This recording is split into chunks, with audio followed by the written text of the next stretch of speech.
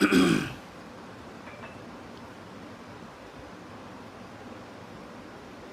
Morning प्रणाम और सब भाई लोग को दिल से धन्यवाद। और आप सबके बीच में हम लाइव बने एगो सुबह आज गाना छूटल बा हमार, और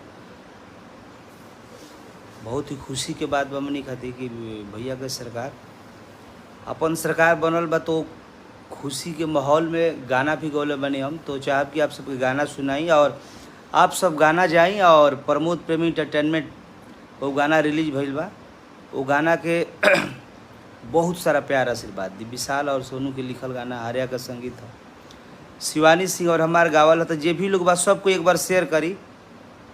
ये तो गाना बोला ही बाबा कि 4 बजे शाम के सृष्टि म्यूजिक से वो बहुत बड़ा गाना आवा था। शैलेश राज जी के गाना है, आर्या का संगीत है।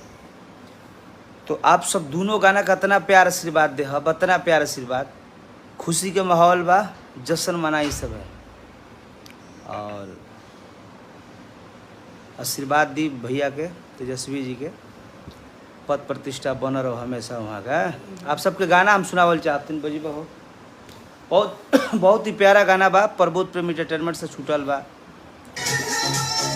आप सबके शाम के भी छूटा था का हो गया भाई, नेट का खत्म कर दिया।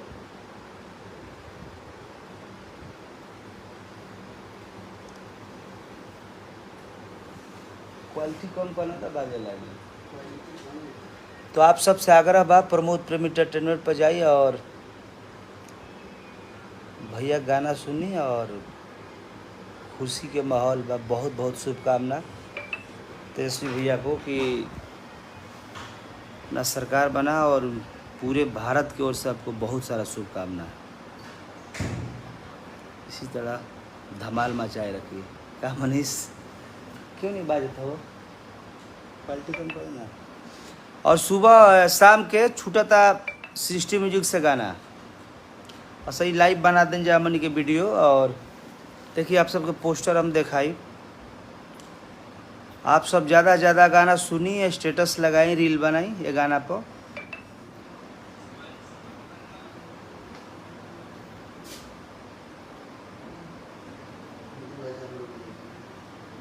देखिए शाम के गाना ही आवता लंटेन के मजा लो, जो सृष्टि म्यूजिक से बा। तो वो गाना का आप सब बहुत सारा प्यार आशीर्वाद दे।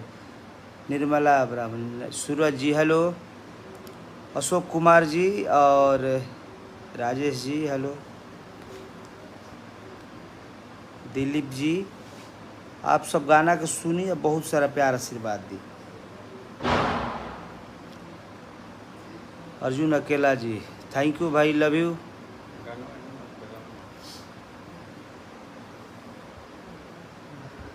दीपक जी हेलो हेलो, सबके दिल से प्रणाम। और प्रमोद प्रेमी एंटरटेनमेंट पर जाइए और आप सब गाना सुनी। बहुत ही बढ़िया गाना बा और खुशी के माहौल बा। तो आप सब भी भैया के बधाई दी सरकार बनला के उपलक्ष्य में।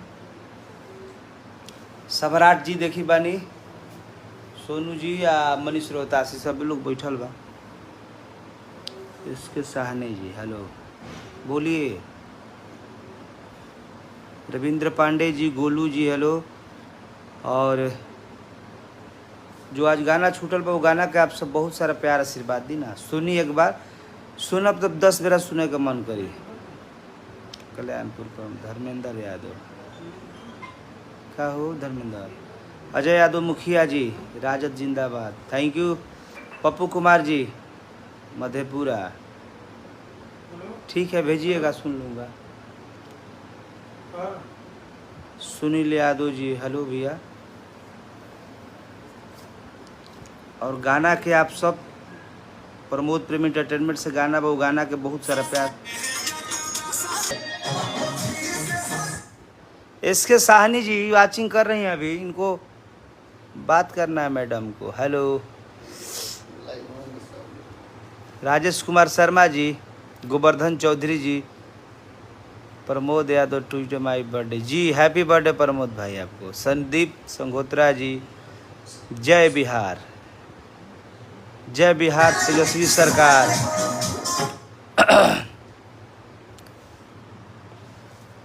अरे तू हो इधर हमारा आईडी बा। और शाम को सिस्टम म्यूजिक से गाना छूटा था। आप सब ललटेन के माजा लो गाना का बहुत सारा प्यार आशीर्वाद दी। महादेव।